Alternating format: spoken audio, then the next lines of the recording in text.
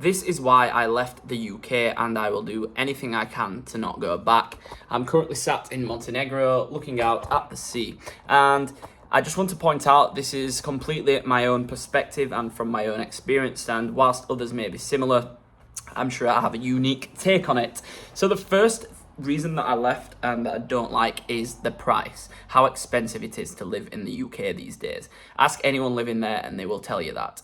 The price of the bills, the price of the rent, the price of the food, everything.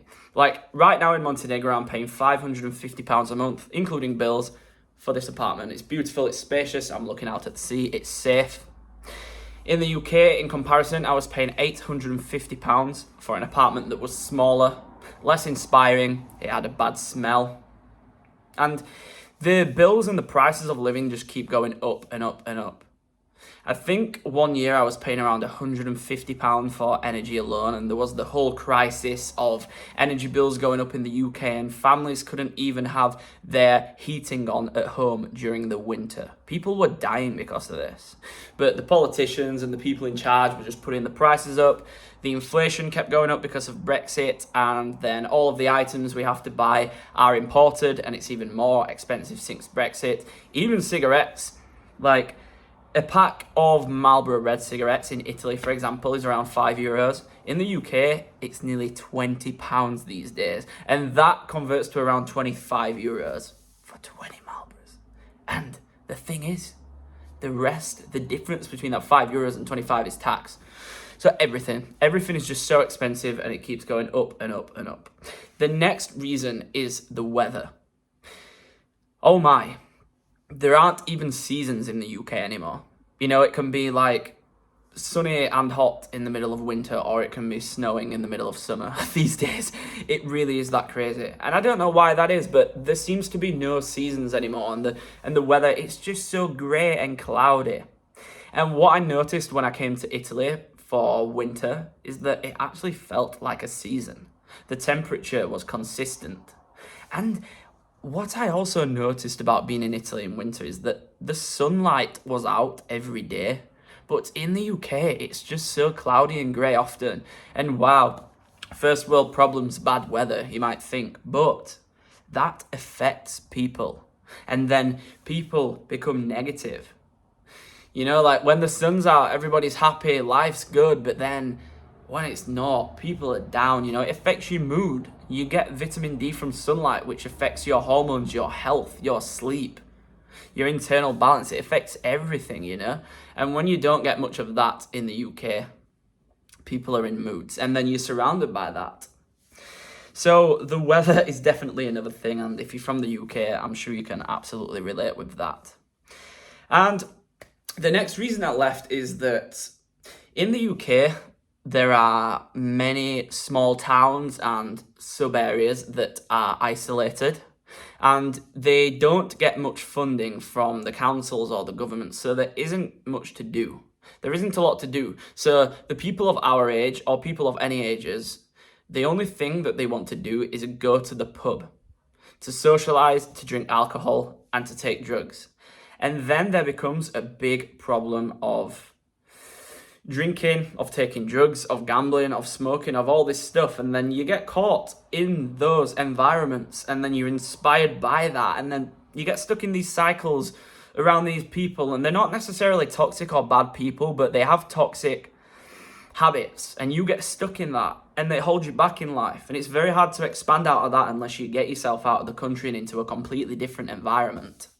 You know, maybe you're looking to go to university, you might go to a city like Manchester or London where it's more open-minded and there's more to do and there's more funding and more opportunities. But if you're not going to university, like, it's expensive to move to one of the big cities in the UK these days. And because people don't have a lot to do, they also become very materialistic, because they're unhappy with the surroundings. They are unhappy with the things they're doing day to day. They are doing jobs that they dislike. So they become very materialistic, and they buy things on the external world to make them happy and fill some kind of void inside. Like, so many people take out expensive cars on finance. They have the latest gadgets. They buy expensive designer clothing that they can't afford just to look good or to fill some gap, and the reality is it doesn't even look good. And if you can see things from a bird's eye view, you can see that's not the fix to anything, you know. But people become very materialistic because the quality of life in general, in and outside of work, are just very low. And even now, like, I'm by the beach in Montenegro, and you know there are downsides. I'm not saying my life's perfect. I'm very isolated. I'm very lonely. I'm dealing with a lot of difficult things right now, but I'm next to the sea. I'm next to the mountains. And that's beautiful, you know? I don't, if you've got that, you don't want to be sat in a pub, you know? You don't want to be sat in a pub drinking and taking drugs, but when you're in the UK and that's all that's around you, like, that's the only option you have at a certain point, and then we get addicted. So, yeah, that's another reason. There's the drinking, there's the drugs, not having anything to do, the materialism. The next point I want to move on to is the violence. Like, if you're from the UK, you will know of this. If you're not from the UK, you may or may not have heard of the violence in the UK, of the knife crime, of shootings, of gangs, of drugs.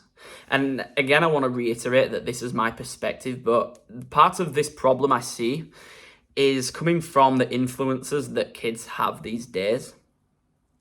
Because I think one problem we have in the UK, and definitely other parts of the world, but especially the UK, is that it's so free. We're so free as a culture and a society, and people can do basically what they want and get away with it.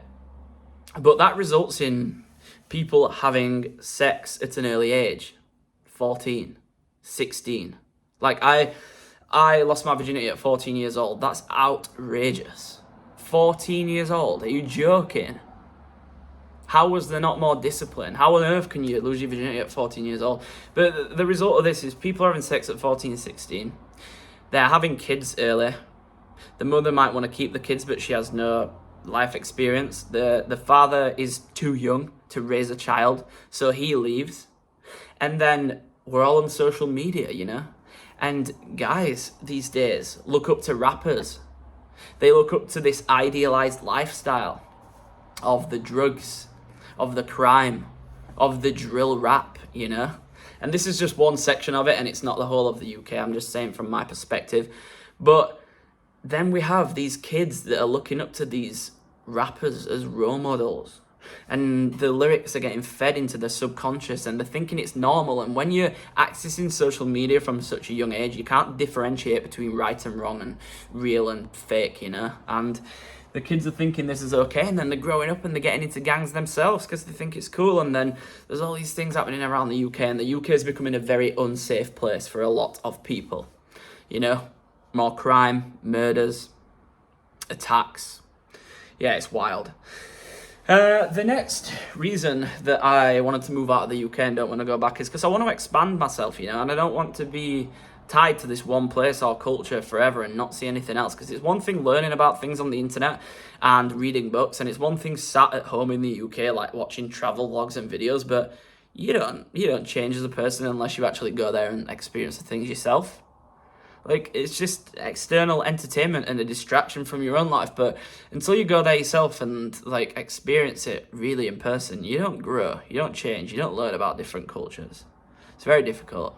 And then that moves me on to my partner in my life. So I started going back and forth to Italy and the UK. Italy to the UK back and forth 4 years ago.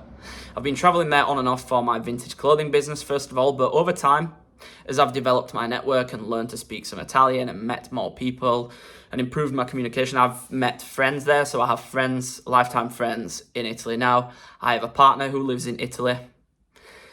And it's just absolutely changed my life. And it's I couldn't ever imagine being here. And I wouldn't be here with these experiences and people in my life and the knowledge that I have if I would have stayed in the UK. And sure, I might have worked on a business, or I might have got in good shape, but I wouldn't have the wisdom and perspective and different ideas from different people around the world, even to speak to somebody else from, like, South America about their perspective on love, you know?